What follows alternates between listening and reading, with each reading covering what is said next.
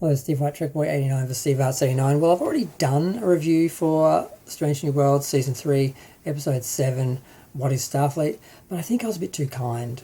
I watched a few other interviews and I thought, people are pointing out a lot of flaws in this episode and I kind of didn't pay any attention to them. I think I was just so relieved that the episode wasn't a hit piece on Starfleet and Star Trek by default.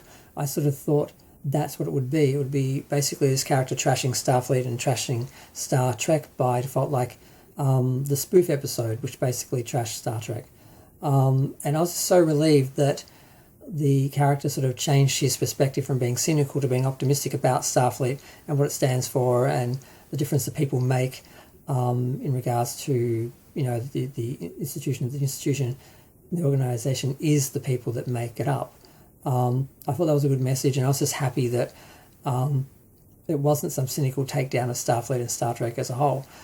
So I wasn't paying attention to any of the negative things, which is a surprise, but I guess, I was so relieved. But it's mostly technical stuff that's really ridiculous. And I was really just listening for what the episode was saying. I wasn't really paying attention to the video. It's basically like a found film episode, and pretty much everything is through the camera's lens. And there's some really weird things they've done on a production level. Like, it's really insulting. It's like they don't think the audience is intelligent enough to know when they're looking through a camera that's being, that's filming a scene, filming an event. So they put these interlacing lines through the screen and make it look really low tech, like it's some sort of video tube from the 80s or something, or it just looks awful. And there's no way digital cameras today would look like that. Or surveillance cameras would look like that, let alone a camera in, the 23rd century. And it's just ridiculous. And I know he's using a drone. I think the idea is the drone is supposed to hover out of sight and sort of follow people as they do their daily stuff without sort of being noticed. But everyone knows it's there, but the way that films, every shot is unusable. It's just shooting up people's nose or shooting down on them from elevators or shooting away from the side, and it just looks awful, and there's no way this would really be used in a real documentary and be relevant. I mean, if you were using found footage to prove some sort of case and pulling that up during a documentary, that would make sense. But to film new footage like it's found footage, and it just, like, how does this drone not know how to shoot a film? How does this drone not know how to keep a distance and frame people? And it should have like infinite zoom, so they should be able to just sit on the other side of the room and video people and not be in their face and not be intrusive. But they don't do anything like that. It's just, this guy's either an incredibly bad filmmaker, or the people making the episode were being really condescending to the audience by having it look so bad to make sure they could tell it was video and not real, which is just insulting. Because usually, even in like 80s sitcoms, when they were doing an episode of someone videoing something, they just put a big record sign on the side and some text so you could tell you're looking through a camera. And they have that, but then they also have all this extra lack of quality sort of to try and show that it's, video footage. So that was an issue.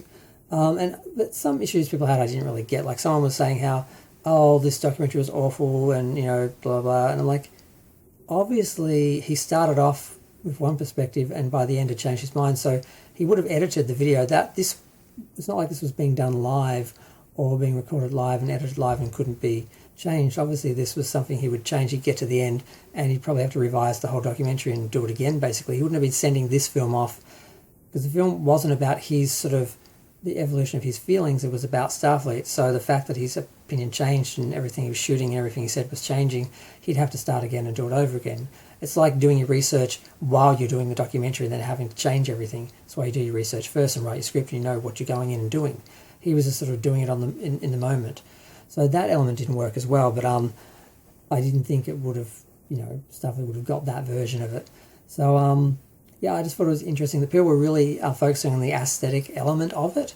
And I thought the message and what they were saying about Starfleet and Star Trek by default was more important. And I was just focusing on that. I wasn't even paying attention to the visuals. I wasn't really looking at them that closely anyway. There wasn't really a lot of action in the show. Not a lot happened. It was more just like a found film episode.